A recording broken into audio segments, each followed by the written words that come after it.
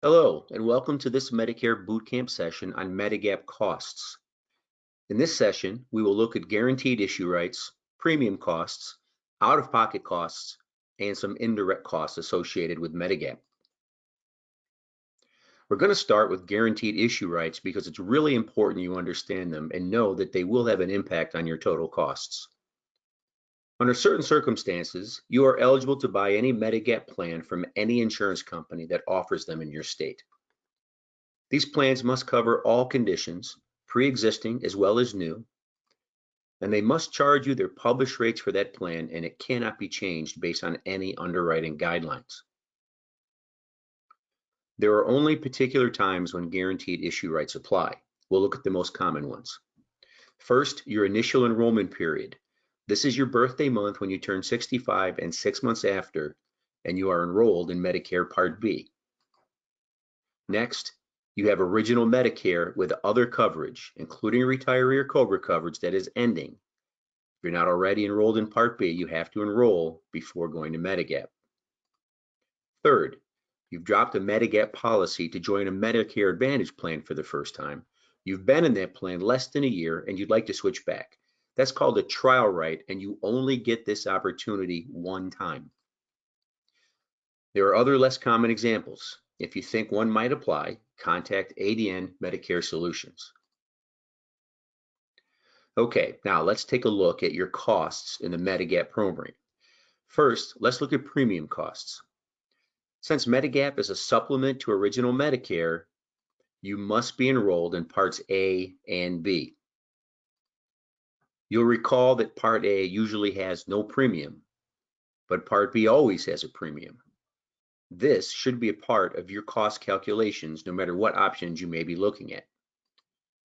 The Medigap program itself has premiums. As is usually the case, when you save money on premium, you take more responsibility for out-of-pocket costs. In the same way, when you want to save on out-of-pocket costs, you're going to pay a higher premium. Along those lines, out-of-pocket costs will vary by the lettered plan. Let's take a look at those now. You'll remember that Part A covers inpatient services. It has both a deductible and co-insurances. Let's look here at Plan A. Note that it does not cover the Part A deductible at all. Plans K, L, and M cover it at a percentage, and the rest of the plans cover it in its entirety. All of the plans cover Part A coinsurance and add additional days to the limits of original Medicare. As we discussed in the last session, no plan that's currently sold covers the Part D deductible.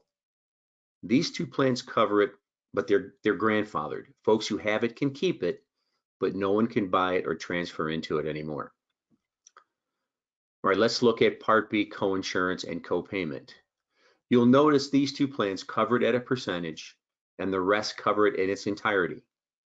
The one slight exception is Plan N, which does cover all coinsurances, but does have a small copay to go with it. Part B excess charges refers to providers who accept Medicare but don't accept their fee schedule.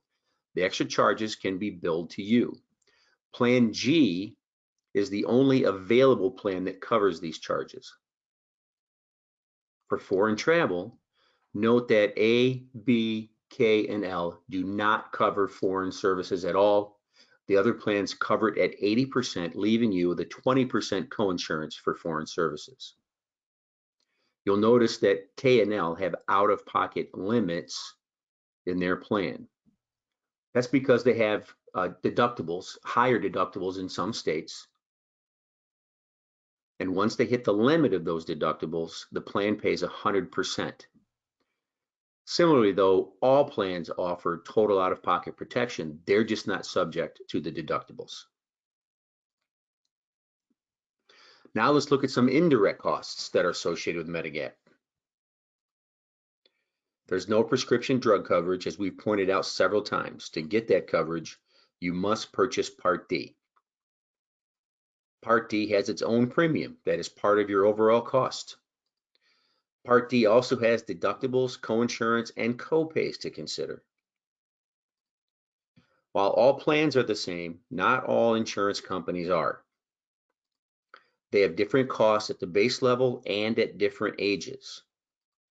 They use different underwriting methods and they apply them differently, which affects the rates.